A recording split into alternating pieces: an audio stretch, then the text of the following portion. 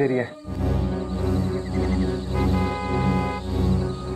रोको रोको रोको।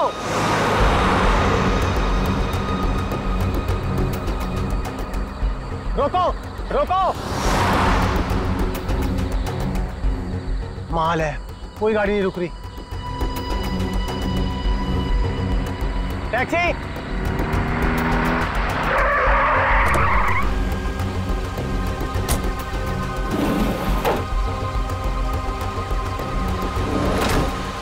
तुम ऐसे के ऊपर चलोगे?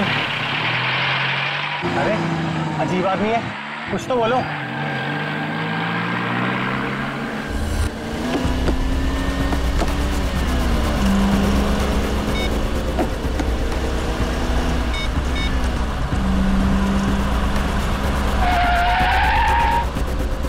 भाई साहब, जरा गाड़ी आराम से चलाओ, मैं आपसे बात कर रहा हूँ। अरे ये कौन से रास्ते से ले जा रहे हो मुझे? एयरपोर्ट तो दूसरी तरफ है ना। रोको रोको गाड़ी, अभी के अभी गाड़ी रोको। लगता है तुम ऐसे नहीं मानोगे, अभी पुलिस को फोन करता हूँ।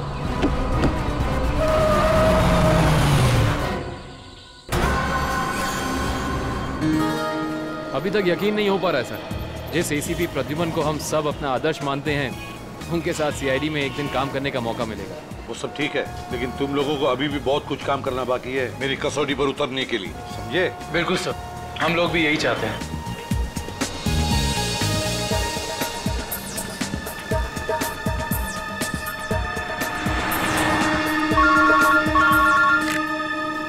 हेलो, एसीपी प्रद्युमन या लाश कहाँ पर?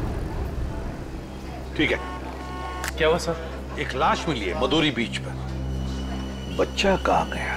आदमी भी उसके पीछे था। यहाँ ले रख दो। सर कटी लाश, बॉडी जिस तरह से सड़ी है, लगता है मौत 2-3 दिन पहले हुई है। जी सर, खूनी ने खून करके लाश को समंदर में फेंक दिया होगा और फिर इन लहरों के जरिए बहकर लाश। कपड़ों से तो लगता है किसी अच्छे घर का आदमी है। निखिल, जरा मिसिंग पर्सन ब्यूरो में फोन करो और पता लगाओ 2-3 दिन में कितने लोग गायब हुए हैं। हाँ, कौन लोग हैं और कहां से गायब हुए, ठीक है? इस शरीर पर जो घाव दिख रहे हैं, ये सारे घाव लगता है वहां पर जो सारे पत्थर है ना, उनकी वजह से हुए हैं।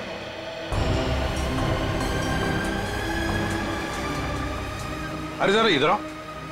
हाँ साहब। एक बात बताओ, क्या यहाँ कोई ऊंचाई वाली जगह है जहां पर उस तरह के पत्थर हों? हाँ साहब, है ना। यहाँ से 5 किलोमीटर की दूरी पर ऐसी एक पहाड़ी है। 5 किलोमीटर की दूरी पर? ठीक है, थैंक यू। 5 किलोमीटर की दूरी पर पहाड़ी है।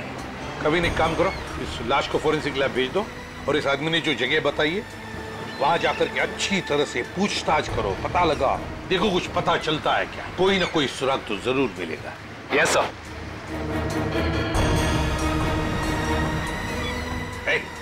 तुम? मैं साहब? हाँ तुम, जरा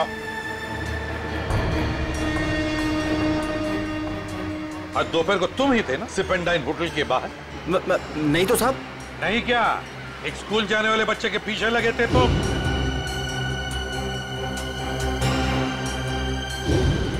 अच्छा, वो तो मेरा भतीजा चिंटू है सर।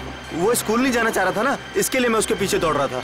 वो स्कूल नहीं जाना चाहता था, इसलिए तुम उसके पीछे दौड़े थे? जी सर। कहाँ रहते हो तुम? सर यहीं सामने एक चौल है, वहीं रहता हूँ सर। चिंटू होगा वहां पर? जी सर। चलो दिखाओ। आइए सर। सर यही हमारा चौल है। आइए सर, आइए इधर। सर यही है चिंटू। चिंटू बेटा, ये सीआईडी से एसीपी अंकल है, आपसे मिलने आए हैं। हेलो बोलो। हेलो। चिंटू, बड़ा प्यारा नाम है तुम्हारा। स्कूल जाते हो ना, पढ़ाई करते हो? अच्छा चिंटू बेटा, एक बात बताओ, तुम्हें क्या क्या पसंद है? तुम्हें मिठाई पसंद है या स्वीट्स पसंद है या चॉकलेट्स पसंद है या बिस्किट पसंद है? क्या पसंद है? चॉकलेट। चॉकलेट पसंद है? अरे बाप रे, अब तो मुसीबत हो गई। अब तुम्हें चॉकलेट कैसे दें? चलो कोई बात नहीं, कुछ जादू करके देखना। आओ मंत्र जादू मंत्र छू मंत्र छू मंत्र छू। आ गया ना चॉकलेट, ये लो चॉकलेट चिंटू के लिए। अच्छा चिंटू, और एक बात बताओ, आज सुबह, मेरा मतलब 1-2 घंटे पहले जब तुम स्कूल जा रहे थे तो तुम एमआई रोड पर भागे जा रहे थे, है ना? क्यों भाग रहे थे? वो सर मैं बता रहा था ना, इसे स्कूल नहीं जाना था। आप जरा चुप रहिए, ये मुझे चिंटू बताएगा, है ना चिंटू? क्यों, तुम स्कूल जाना अच्छा नहीं लगता? ऐसी तो कोई बात नहीं है। नहीं ना, अगर कोई भी परेशानी हो तो मुझे बता देना। लेकिन एक बात कहूं, स्कूल जाना चाहिए, बहुत पढ़ना चाहिए, बड़ा होना चाहिए और बड़े बनकर अच्छे इंसान भी बनना चाहिए, है ना? और चिंटू, तुम्हें जब भी कभी भी तुम्हारे इस एसीपी अंकल की जरूरत पड़े ना, तो मुझे मेरे इस कार्ड पर फोन करना, मैं तुरंत आ जाऊंगा। मैं चलूं? गुड बॉय, बाय बेटा, बाय।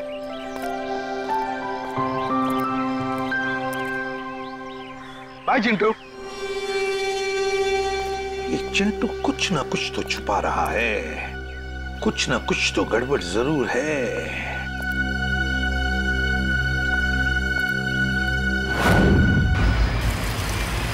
श्रेया गाड़ी रोको, 1 सेकंड रुको।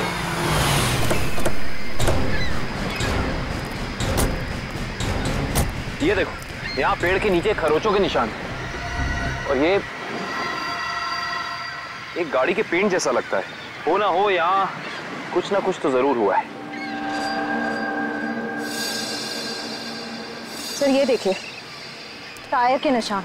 हो सकता है वो मरने वाला गाड़ी में ही होगा और फिर गाड़ी यहाँ से नीचे गिर गई। आई सी, यहाँ भी निशान है, लेकिन यहाँ घसीटने के भी निशान है। ये देखो, यहाँ से लेके पूरे वहां तक ये घसीटने के निशान तो कोई और ही कहानी बयां कर रहे हैं श्रेया। मतलब खूनी ने पहले लाश को यहाँ से घसीट कर नीचे फेंका और उसके बाद उसकी गाड़ी को यहाँ से, मतलब वो खून को दुर्घटना का रूप देना चाहता था। खूनी इस खून को दुर्घटना दिखाना चाहता था, फिर उसे लाश का सिर काटने की जरूरत क्या थी? ये जवाब तो हमें सिर्फ उस गाड़ी से ही मिल सकता है। करण, गोताखोरों का इंतजाम करो। कुछ भी हो जाए, हमें ये गाड़ी इस समुंदर से बाहर निकालनी ही होगी। देखो कोई और सुराग मिलता है कि नहीं।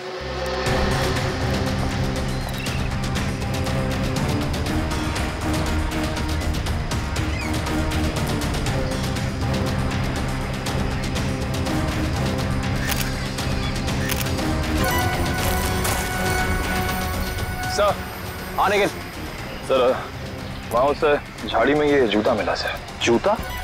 यहाँ पे? ये जूता बहुत महंगा लगता है। सर हो सकता है मरने वाले का हो। सही कह रही हो श्रेया। मतलब जब खूनी लाश को घसीट के नीचे फेंक रहा था, तब यहाँ पेड़ों से अटक के ये जूता यहीं रह गया। सर खूनी ने एक पूरी की पूरी लाश यहाँ नीचे फेंक दी, उसके बाद एक पूरी की पूरी गाड़ी को भी यहाँ से धकेल दिया। वो ऐसा तो हो नहीं सकता कि किसी ने देखा या सुना ना हो। सही कह रहे हो, पर यहाँ सुना हो। वो देखो चाय वाला, हो सकता है उसने कुछ सुना या देखा हो। चेक करते हैं।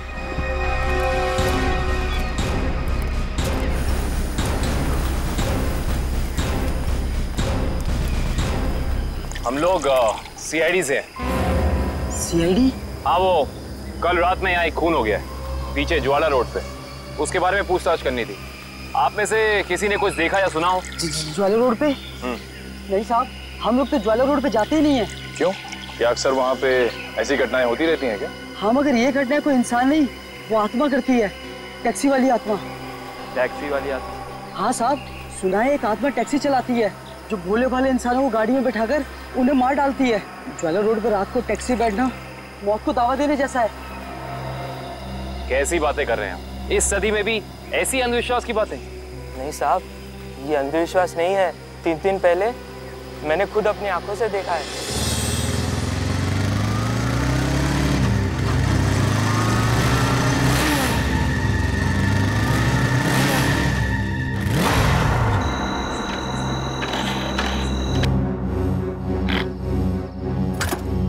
अभी तो पेट्रोल भरवाया था, ये क्या हो गया?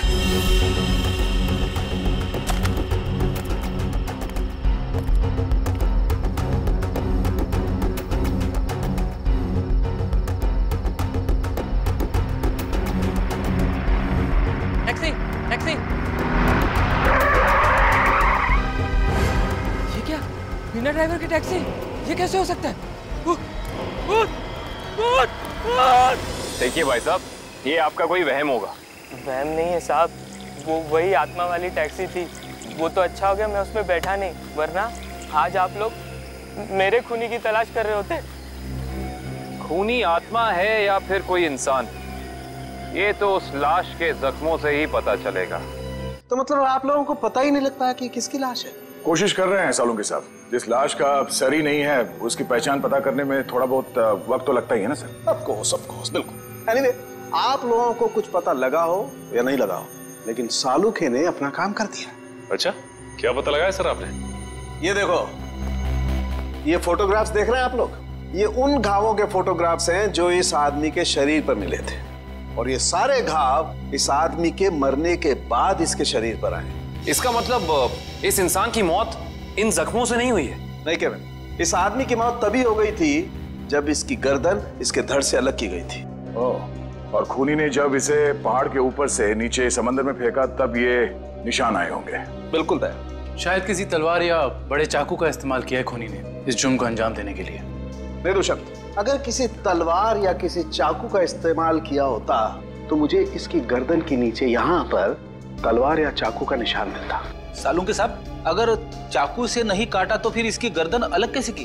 भाई, कोई बहुत ही ताकतवर इंसान है ये खूनी। उस खूनी ने एक ही झटके में इस बेचारी की गर्दन इसके धड़ से उखाड़ कर अलग कर दी। अरे बाप रे, मुझे तो लगता है ये काम उसी टैक्सी वाली आत्मा का होगा। अरे यार, ये इसका मतलब मुजरिम ने खून करने का ये तरीका इसलिए चुना ताकि ये आदमी भी मर जाए और हम इसकी पहचान भी ना कर सकें। गलतफहमी है खूनी को, चाहे खूनी खुद को कितना ही होशियार क्यों ना समझ रहा हो। सीआईडी किसी न किसी तरीके से रास्ता निकाल लेती है। बिल्कुल दया, और हमें एक रास्ता मिल भी गया है जो हमें इस आदमी की पहचान भी बताएगा और उस खूनी तक भी पहुंचाएगा। कैसा रास्ता साहब? एक मिनट, ये जूता जो आपको क्राइम सीन पे मिला है और ये इसी आदमी का जूता है, और इस जूते के नीचे हमें क्या मिला है वैभव? इस जूते के नीचे हमें स्याही मिली है जिसका इस्तेमाल प्रिंटिंग प्रेस में किया जाता है, जैसे मैगजीन या न्यूज़पेपर की। प्रिंटिंग प्रेस की स्याही? क्राइम सीन के पास एक प्रिंटिंग प्रेस है तो सही, शायद वहां से हमें कुछ पता चल जाए। Let's go. दया। हाँ सर। 1 मिनट तुमसे बात करनी है। आप लोग जाओ। क्या हुआ सर, कुछ कहना बाकी रह गया क्या? हाँ दया, ये यार एक कार्ड तुम अभिजीत को दे देना। क्या है सर, मैं खोल के देखूं? हाँ देख लो।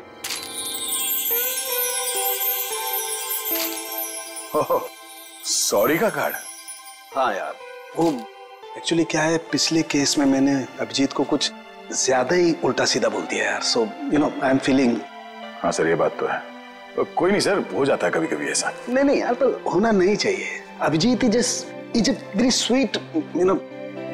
तुम यार दे देना, एक कार्ड दे देना। सर ये काम आप खुद क्यों नहीं कर लेते? अरे नहीं यार दया, मैं उसके सामने ये सब बोल नहीं पाऊंगा यार। तुम मेरा इतना सा काम नहीं कर सकते यार दया। नहीं सर, आपका ये काम हो जाएगा। थैंक यू दया। कल तूने टीवी कार की रेस देखी? यार लाल वाली गाड़ी ने एकदम हवा से बातें कर। मुझे काली गाड़ी का ड्राइवर ना बहुत ज्यादा अच्छा लगा। बस 15 सेकंड पहले उसकी गाड़ी बिगड़ती नहीं ना, रेस तो वही जीतता। क्या बात है, लगता है आप लोगों को कार रेसिंग देखने का बहुत शौक है। थोड़ा बहुत है, लेकिन आप लोग कौन है? सीआईडी। सीआईडी? बोलिए सर, हम आपकी क्या मदद कर सकते हैं? आप लोग कोई ब्रोशर वगैरह छपाना चाहते हैं क्या? जी नहीं, ऐसी कोई बात नहीं। हम लोग एक खून के सिलसिले में यहाँ पे आए हैं। खून? हाँ खून। दरअसल हमें यहाँ पास के समंदर में एक लाश मिली है जिसका सर कटा हुआ है। बाप रे। जी, और ये उसी लाश का जूता है जिस पर प्रिंटिंग प्रेस में इस्तेमाल होने वाली स्याही लगी है, और ये वही स्याही है जिसका इस्तेमाल आप लोग करते हैं अपनी अखबार छापने के लिए। हमारे यहाँ तो कोई इस तरह का जूता नहीं पहनता सर। पर शायद इस तरह का कोई आदमी आया हो 2-3 दिन पहले जिसने ऐसे जूते पहने हो। कुछ याद है तुम लोगों को? देखो, ध्यान से सोच के बताओ, और ये फोटो को ध्यान से देखो। इस तरह के कपड़े पहने थे उसने, कुछ याद है? शुक्रवार के दिन कुछ लोग आए थे जिन्होंने इस तरह के कपड़े पहने हुए थे। अच्छा, कौन लोग थे? वीबिज कॉर्पोरेट्स करके एक कंपनी है जो हमारी इस प्रिंटिंग प्रेस को खरीदना चाहती है, इसी सिलसिले में। ओह, वीबिज कॉर्पोरेट।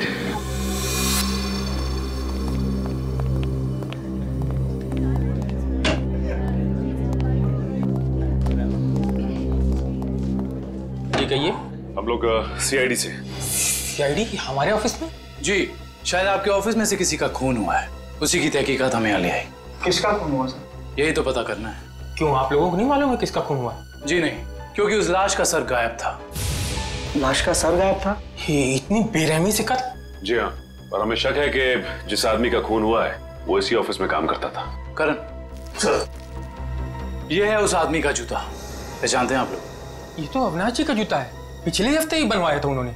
और इस तरह के कस्टमाइज्ड डिजाइनर जूते तो वही पहनते हैं। खून हो गया उनका? मुझे तो यकीन ही नहीं हो रहा है। लगता तो ऐसे ही है। अच्छा ये बताइए कि क्या शुक्रवार की रात अविनाश बिंजलपुर की प्रिंटिंग प्रेस में गया था? हाँ, हम सब लोग साथ में गए थे, लेकिन 10 बजे वहां से निकल गए थे। अच्छा, अविनाश ने वहां से कोई टैक्सी वगैरह ली थी क्या? जी नहीं, उन्होंने कोई गाड़ी नहीं ली थी, वो तो अपनी गाड़ी से गए थे। इस अविनाश की किसी से कोई दुश्मनी वगैरह? जी उन्होंने कोई बताया तो नहीं था, लेकिन पिछले कुछ दिनों से उन्हें धमकी भरे फोन आ रहे थे। कौन कर रहा था? जी उन्होंने मुझे इसके बारे में कुछ नहीं बताया था, और ना ही पुलिस में कोई कंप्लेन की थी, लेकिन मुझे लगता है ये उसी का काम होगा। ठीक है दिव्या, ये मोबाइल कंपनी में फोन करके पता करो अविनाश की कॉल रिकॉर्ड्स। Yes sir.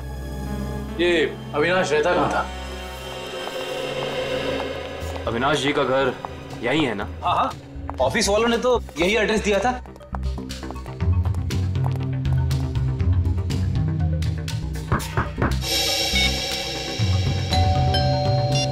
घर में कोई नहीं है क्या?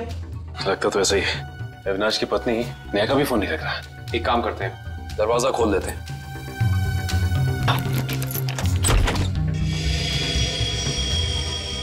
वाकई घर में कोई नहीं है। कहीं ऐसा तो नहीं कि किसी ने नेहा जी को भी? चोर चोर, कोई है, पुलिस को फोन करो। रिलैक्स मैडम, हम लोग सीआईडी से। सीआईडी से है तो क्या हुआ? आपको कोई हक नहीं है इस तरह से किसी के घर में घुसने का। माफ कीजिए, आप नेहा जी है ना, अविनाश की पत्नी? हाँ। देखिए, हम लोगों ने काफी कोशिश की आपको फोन करने की, लेकिन आपका फोन लग ही नहीं रहा था। बहुत बार फोन करने की कोशिश की? जी हाँ, और बाहर इतनी घंटी बजाने के बावजूद जब आपने घर का दरवाजा नहीं खोला तो हमें मजबूरन आपके घर में दाखिल होना पड़ा। हाँ, वो मेरे फोन की बैटरी खत्म हो गई थी और मैं अभी अभी तीर्थ यात्रा से वापस आई हूँ। आखिर बात क्या है? अच्छा ये बताइए कि अविनाश से आपकी आखिरी बार कब बात हुई थी? हो गए 2-3 दिन। वहाँ पे फोन का नेटवर्क नहीं आ रहा था, इसीलिए बात नहीं हो पाई। आप लोगों को अविनाश से मिलना है ना, तो शाम को आइए ना, वो इस वक्त ऑफिस में होंगे। नेहा जी, एक बुरी खबर है, आपके पति अविनाश जी अब इस दुनिया में नहीं रहे। क्या? अविनाश, ये सब क्या हो गया? नेहा जी प्लीज संभालिए अपने आप को, प्लीज संभालिए।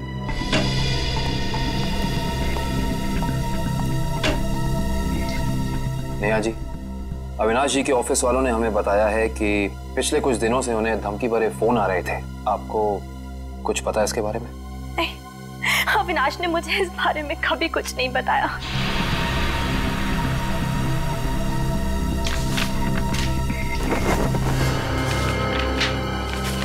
सर,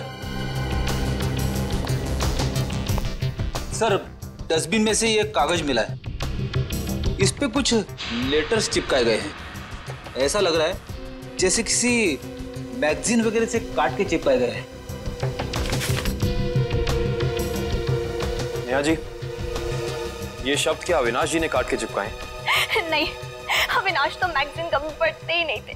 तो हो सकता है कि धमकी देने वाले ने ये चिट्ठी लिखी हो। हाँ सचिन, और अपनी लिखावट छिपाने के लिए उसने शब्द चिपकाकर ये चिट्ठी कंप्लीट की है। और लिखा क्या है? अगर मेरी बात नहीं मानी तो अपनी जान से हाथ धो बैठोगे। एक मिनट, बड़ी सफाई से चिपकाए। एक मिनट, ये क्या? JLT magazine? मतलब ये जेएलटी मैगजीन से काटा गया है? जेएलटी मैगजीन, ये नाम मैंने कहीं देखा है, पर मुझे याद नहीं आ रहा कहाँ। याद करो काविन, कहाँ पे देखा है? कहीं अविनाश जी के ऑफिस में तो नहीं, वहां नहीं, कहीं। हाँ याद आया, ये मैगजीन मैंने वीरेन के पास देखी थी, उसकी प्रिंटिंग प्रेस में। लेकिन वीरेन की अविनाश जी से क्या दुश्मनी हो सकती है? रेडी, अविनाश की कंपनी वो प्रिंटिंग प्रेस खरीद रही थी, तो हो सकता है प्रिंटिंग प्रेस के मजदूरों को लगा हो कि उनकी नौकरी खतरे में है। और जैसे ही अविनाश जी प्रिंटिंग प्रेस से बाहर निकले, वीरेन ने उन्हें, ओ आई सी, इस वीरेन से दोबारा मिलना पड़ेगा।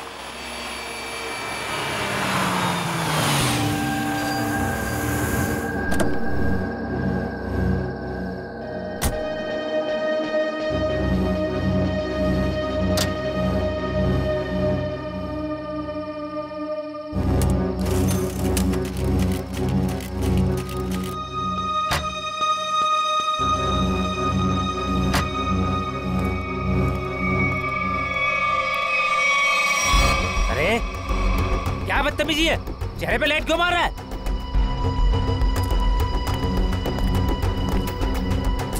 अरे जानता है कौन हूँ मैं? अखबार में काम करता हूँ। पागल है? रात को भी यार आदमी लगता है ऐसे नहीं मानेगा तू। आज घर मार खा के जाने का इरादा लेके आया तू। तेरी तो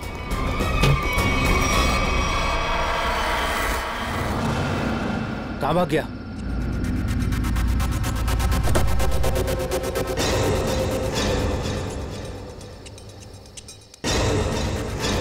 कहाँ भाग गया?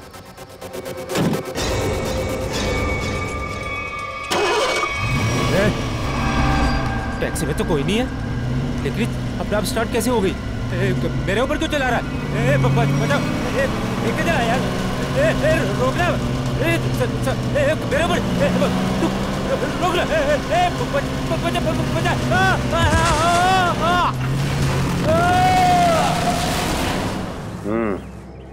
एक और खून। लगता है कोई गाड़ी बड़ी तेजी से इसके शरीर के ऊपर से गई है। सर, अब तक तो हम ये सोच रहे थे कि अविनाश के खून में वीरेन का हाथ है, पर अब किसी ने वीरेन को ही मार दिया। हाँ श्रेया, अविनाश और वीरेन की मौत के बीच में कोई ना कोई समझ जरूर है। मगर सर, किसी और गाड़ी से कोई खून क्यों करेगा? क्या मतलब है तुम्हारा? सर, मैं ये कहना चाहता हूँ कि मुझे लगता है कि ये खून आत्मा वाली टैक्सी नहीं किया है सर। फिर वही आत्मा? पंकज जी, आत्मा वात्मा कुछ नहीं होती, समझे? सर, ये मैं नहीं कह रहा हूँ सर। सर, आपको याद है ना उस आदमी ने क्या कहा था? सुना है एक आत्मा टैक्सी चलाती है जो भोले भाले इंसानों को गाड़ी में बिठाकर उन्हें मार डालती है। ज्वाला रोड पर रात को टैक्सी बैठना मौत को दावा देने जैसा है। इसका एक्सीडेंट किसी टैक्सी से हुआ या फिर किसी गाड़ी से, इसका पता तो इस एटीएम पे लगे हुए कैमरे से ही चलेगा। एक काम करो करण, दिव्या सर, जरा फुटेज निकालो, तब तक हम लोग गाड़ी चेक कर लेते हैं।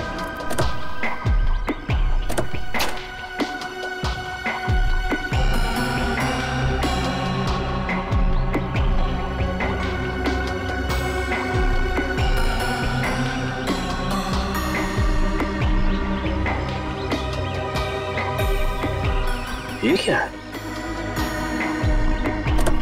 ये देखो, ये वीरेन किसी जीवन साइकेट्रिक फैसिलिटी में गया था।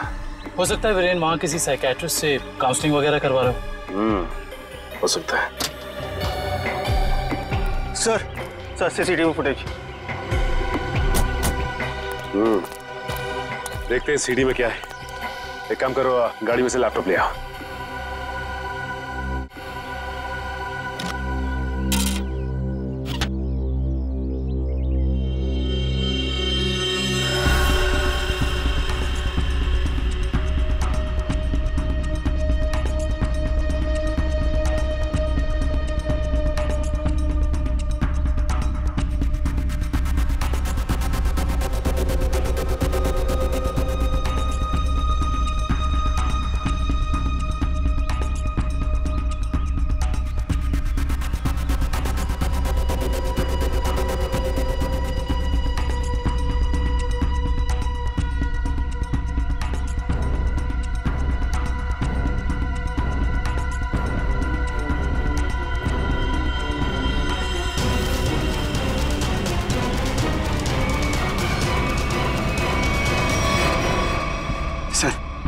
देख लिया आप लोगों ने?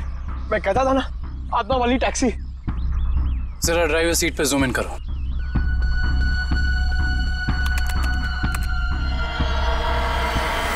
ओह माय गॉड, ये नहीं हो सकता। ड्राइविंग सीट पे तो कोई है ही नहीं।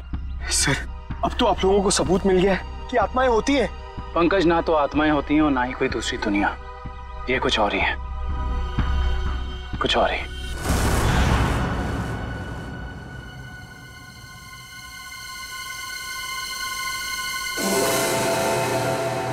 सर, हालत बहुत खराब है सर। सर, अगर आज मुझे कुछ हो गया ना तो मेरा आखिरी संदेशा दे दीजिएगा। क्या? सर उनसे कहिएगा कि जो वो इतने प्यार से मोतीचूर के लड्डू बनाती है ना, वो ना बनाए, क्योंकि उन्हें प्यार से खाने वाला उनका लाल शहीद हो चुका है सर। अरे तो इसमें आंटी जी के लड्डुओं पर रोक लगाने की क्या जरूरत है?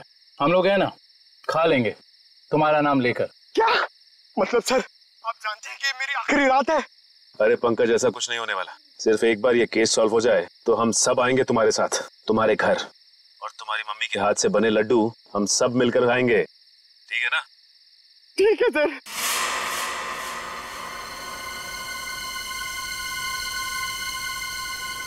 पंकज, शायद कोई आ रहा है। हे भगवान,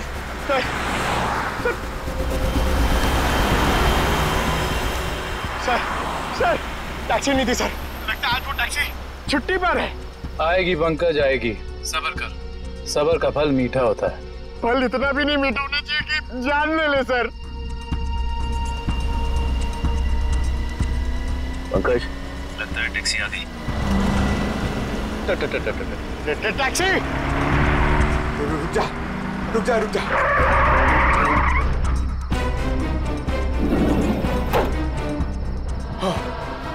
थैंक गॉड, इस टैक्सी में ड्राइवर है।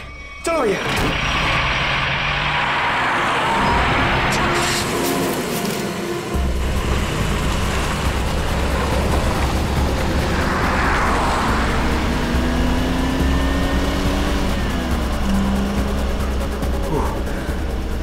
अरे ये क्या है? अरे भाई साहब, ये ड्राइवर सर, सर इस गाड़ी में ड्राइवर नहीं है। सर सर सर इस गाड़ी में ड्राइवर नहीं है।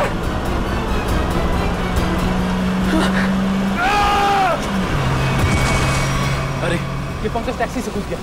ओह माय गॉड, इसे चोट न लगी।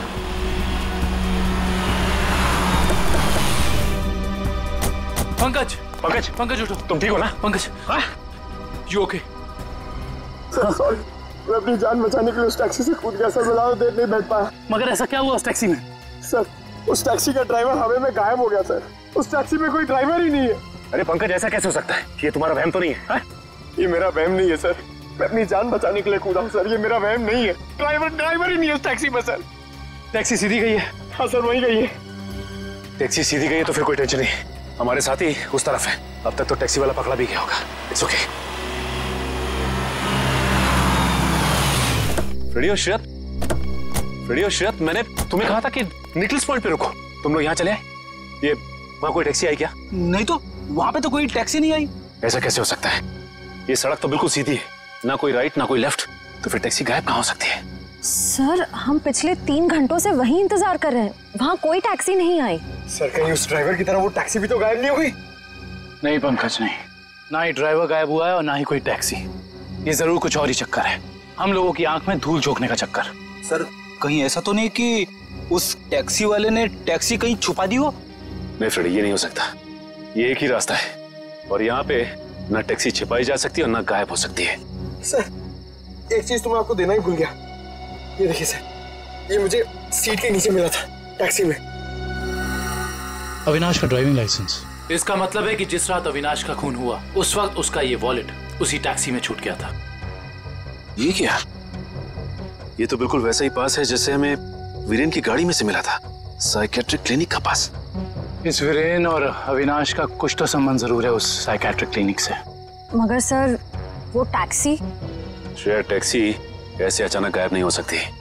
एक काम करते हैं, इस रास्ते का चप्पा चप्पा छान मारते हैं, टैक्सी जरूर मिलेगी। चलो देखते हैं कच्चा रास्ता कहाँ जाता है।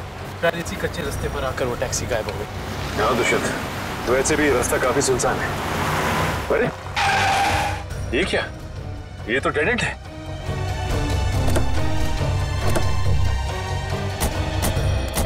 अगर टैक्सी यहाँ से गई भी होगी तो यहाँ से आगे नहीं जा सकती। लगता तो यही है, यहाँ तो आगे बस ये दीवार है। एक मिनट, ये देखो दुष्यंत, टायर के निशान। ये दीवार के पास आके खत्म हो जाते हैं। ये बात तो है। दुष्यंत, इस दीवार के पीछे जरूर कोई ना कोई खुफिया रास्ता है। हो सकता है सचिन, और ये भी हो सकता है कि यहाँ कोई खुफिया बटन या लेवर हो जिससे ये दीवार हट जाए और हमें वो जगह दिख जाए जहाँ वो टैक्सी गई है। या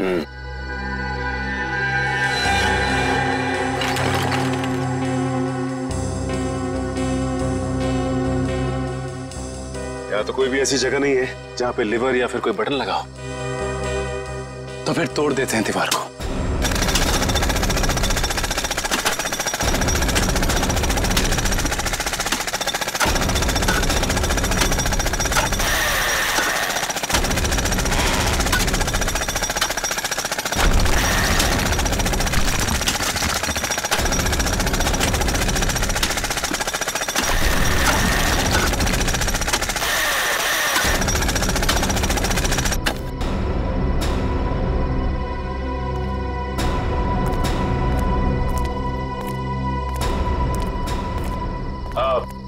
तुम लोग जा सकते हो।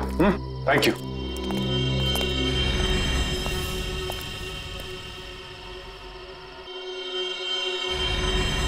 ओह माय गॉड, तो ये वो जगह है, मगर टैक्सी तो दिख नहीं रही। इसका मतलब यहां से बाहर निकलने का कोई दूसरा रास्ता भी है। लगता है ये है वो दूसरा रास्ता। यहां से बहुत प्लानिंग के साथ किए जा रहे हैं ये काम, और इसी प्लानिंग की कोई ना कोई कड़ी हमें यहां जरूर मिलेगी।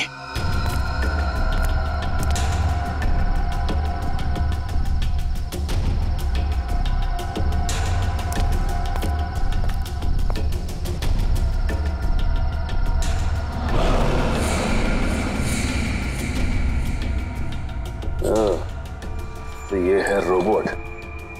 ये देखो। ये देखा दुष्यंत, ये है वो रोबोट। लगता है उस आत्मा वाली टैक्सी का ड्राइवर यही है, रिमोट से चलने वाला। हाँ सचिन, और इसी रोबोट के बाजू का इस्तेमाल किया गया होगा अविनाश के सर को उसके शरीर से अलग करने में। एक मिनट। हाँ, इसके हाथ पे यहाँ पे खून भी लगा हुआ है। अब इससे पहले कि ये खूनी अपना अगला मर्डर प्लान करे, पकड़ना होगा उसे।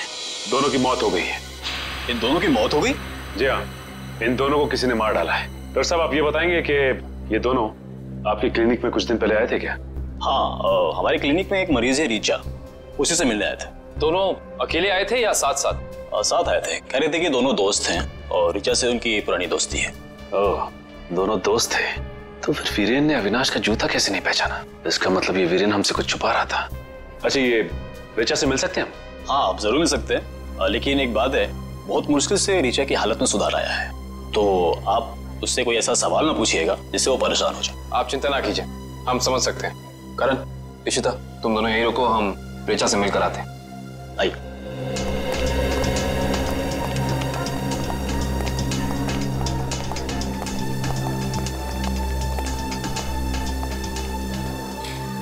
रीचा, रीचा देखो तुमसे कौन मिलने आया है। हेलो रीचा, मेरा नाम काविन है, ये सचिन है और ये फ्रेडी। हम तीनों सीआईडी के लिए काम करते हैं। सीआईडी? जी हाँ ऋचा जी, इन फोटोज को ध्यान से देखिए। इन्हें पहचानती हैं? ये आपके दोस्त अश्विन और ये वीरेन। वो ये दोनों कुछ दिन पहले आपसे मिलने आए थे ना? नहीं। देखिए ऑफिसर, मुझे नहीं लगता है कि रीचा आपके सवालों का जवाब दे पाएगी। प्लीज डॉक्टर, खूनी तक पहुंचने के लिए हमारा रीचा जी से बात करना बहुत जरूरी है। खूनी? हाँ रीचा, खूनी। तुम्हारे इन दोनों दोस्तों का खून हो गया है। इसके बारे में कुछ बता सकती हो हमें?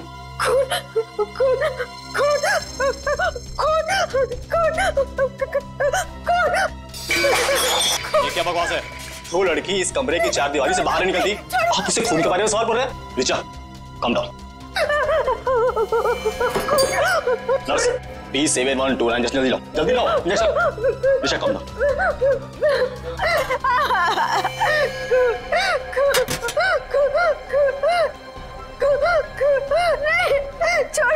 छोड़ो मुझे।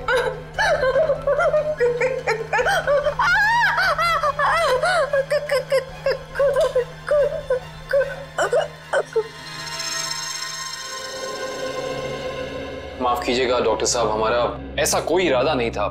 Really sorry. देखिए ऐसी बात नहीं है, इस तरह के मरीज बच्चों की तरह होते हैं, इन्हें हर शब्द टोल मोड़ के बताना पड़ता है। डॉक्टर साहब, ये बात हम समझ सकते हैं, लेकिन एक बात तो तय है कि इन तीनों के अतीत की कोई ऐसी कड़ी है जो एक दूसरे से जुड़ी हुई है। इस केस से जुड़ी एक बहुत खास बात सामने आई है। कैसी बात? यही कि अविनाश, नेहा और ऋचा एक ही कॉलेज में पढ़ते थे और वीरेन भी पास वाले कॉलेज में ही पढ़ता था। ओह, मतलब ये सब पुराने दोस्त हैं। हाँ सर, और उस दौरान डाली नाम का एक सीरियल किलर कॉलेज के बच्चों का खून कर रहा था। और एक दिन इन चारों ने मिलकर पुलिस की मदद की और इस डाली को जेल भिजवा दिया। ओह, तो शायद हो सकता है ये सारे खून डाली का ना? यस सर, 2 महीने हो गए उसे जेल तोड़कर भागे हुए, पर अभी तक वो पुलिस के हाथ नहीं लगा है। ये अविनाश और वीरेन तो मारे गए हैं। वो अगला शिकार या तो ऋचा है या फिर नेहा। श्रेया, इस ऋचा के क्लिनिक में फोन करो, उसे चौकन्ना रहने के लिए कहो, जल्दी। दुष्यंत, नेहा को फोन लगाओ, जल्दी।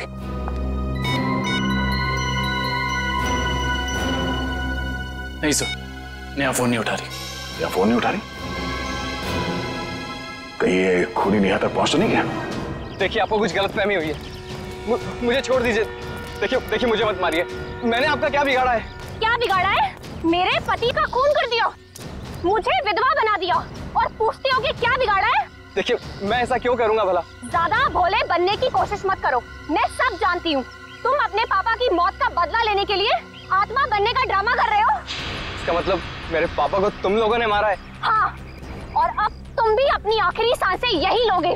चलो बाप बेटे का मिलन करवा दूं। मिलन तो अब तुम्हारा होगा। आप नेहा जी है ना, अविनाश की पत्नी? हाँ। जेल की सलाखों और फांसी के फंदे के साथ। सीआईडी, हाँ आप लोग यहाँ? हाँ, हम यहाँ। बोलो से। सर मुझे बचा लीजिए सर। सर ये मुझे मार डालेगी। डरो मत, कुछ नहीं होगा, हम लोग कुछ नहीं कर पाएंगे। तुमने इसके पापा का खून किया? अब गड़े मुर्दे उखाड़ने का कोई फायदा नहीं है। सच तो ये है कि खून इसने किए हैं।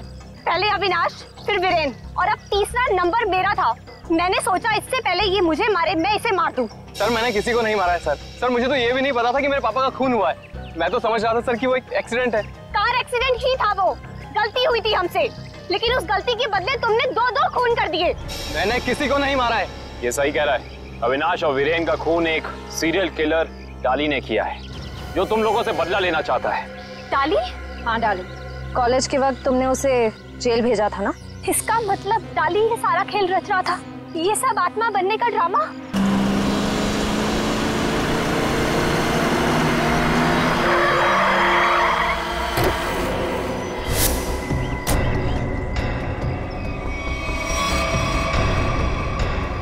पापा, आप?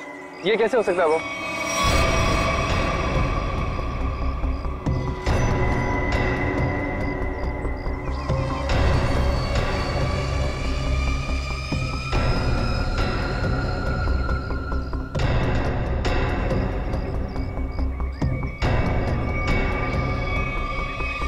बस।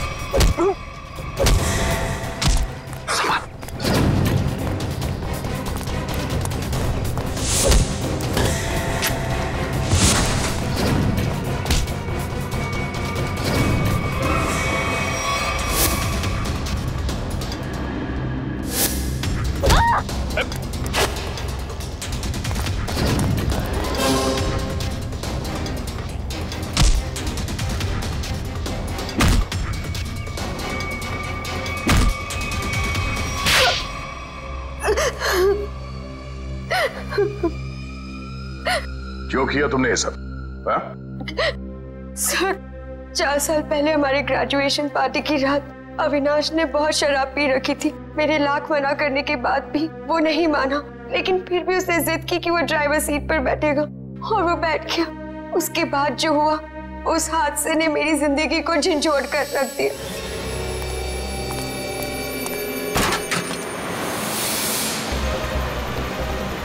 गाड़ी मुझे चलाने दो, तुमने बहुत पी रखी है। डरो मत ऋचा, पीने के बाद मैं और भी सेफ गाड़ी चलाता हूँ।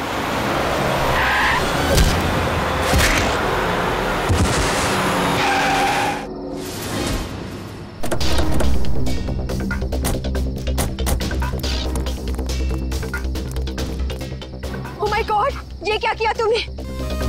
ये कैसे हुआ? ये तो मर गया।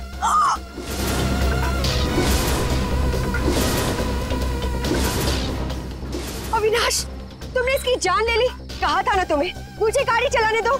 ऋचा प्लीज, मैंने इसे जानबूझ के नहीं मारा है। प्लीज, अपनी गलती पर पर्दा डालने की कोशिश मत करो। हमें पुलिस को बुलाना होगा। तुम्हारा दिमाग खराब हो गया? अगर पुलिस आई तो हम सबके सब अंदर जाएंगे। सब क्यों जाएंगे? सिर्फ अविनाश जाएगा। क्या तुम अपने दोस्त को जेल भिजवाओगी? दोस्ती अपनी जगह और कानून अपनी जगह। कोई पुलिस नहीं बुलाएगा। तुम्हारी बेवकूफी की वजह से सबकी जिंदगी खराब हो सकती है। अगर हम पुलिस को नहीं भी बुलाएंगे तभी पुलिस को पता चल जाएगा। किसी को कुछ पता नहीं चलेगा। अब एक काम करते हैं, इसकी लाश को टैक्सी में डालते हैं और टैक्सी को खाई में धक्का दे देते हैं। ये राज हमेशा हमेशा के लिए यहीं दफन हो जाएगा। क्या? एक टैक्सी वाले का खून कर दिया तुम लोगों ने?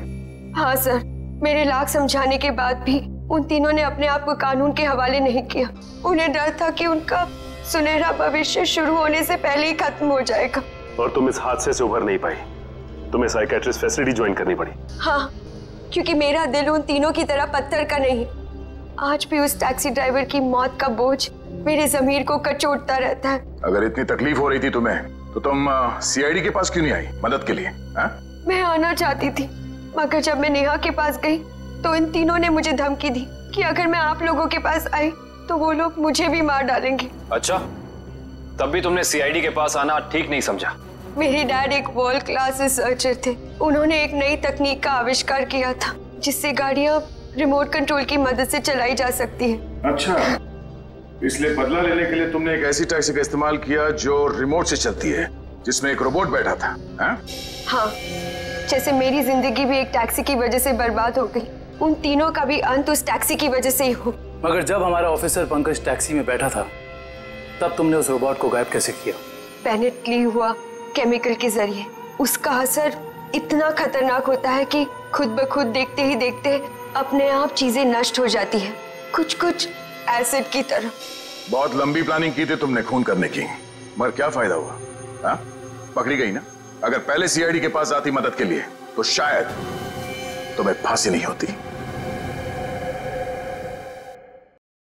हाँ क्या बन, कुछ पता चला? सर, उस बच्चे चिंटू के बारे में सब कुछ पता चल गया है। क्या? उसके माँ बाप गांव में रहते हैं, लेकिन बेहतर पढ़ाई के लिए उसके माँ बाप ने उसके चाचा के घर शहर भेज दिया। लेकिन पैसे के लालच में इस चाचा ने उस बच्चे से बाल मजदूरी कराना शुरू कर दिया। चाचा चिंटू से बाल मजदूरी करवाता है? बाल मजदूरी? तो फिर ऐसे चाचा की एक ही जगह हो सकती है, एक ही जगह, काल कोठरी। तुझसे बड़ा सुस्त और आलसी लड़का तो मैंने देखा ही। चल काम कर। मुझे काम नहीं करना, मुझे स्कूल जाना है। बेटा, स्कूल जाने के लिए फीस की जरूरत होती है और तेरे चाचा के पास कोई पैसों का पेड़ नहीं है। और सुन, अगर यहाँ से फिर से भागने की कोशिश की तो मुझसे बुरा कोई नहीं होगा। मुझे काम नहीं करना है। सीपी अंकल ने कहा था मुझे रोज स्कूल जाना चाहिए। स्कूल जाएगा? बड़ा है स्कूल जाने वाला। तेरी तो गंदे नाली के कीड़े बच्चे पे हाथ उठाता है। हाँ? अरे तुम कहाँ भाग के जा रहे हो चाचा जी? तुम्हें तो जेल में जाकर पत्थर तोड़ने हैं। आजा, करण, ले जाओ इन दोनों को। थैंक यू सीपी अंकल, मुझे यहाँ काम करना बिल्कुल अच्छा नहीं लगता था। देखो चिंटू बेटा, तुम्हें कोई काम करने की जरूरत नहीं है, समझे? तुम स्कूल जाओगे, अच्छी तरह से पढ़ाई करोगे और बड़े बन जाओगे। और सिर्फ तुम ही नहीं, तुम्हारे सारे दोस्त भी, और उन सब का ख्याल हम रखेंगे, है ना? तो बताओ, खूब खूब पढ़ाई करोगे ना?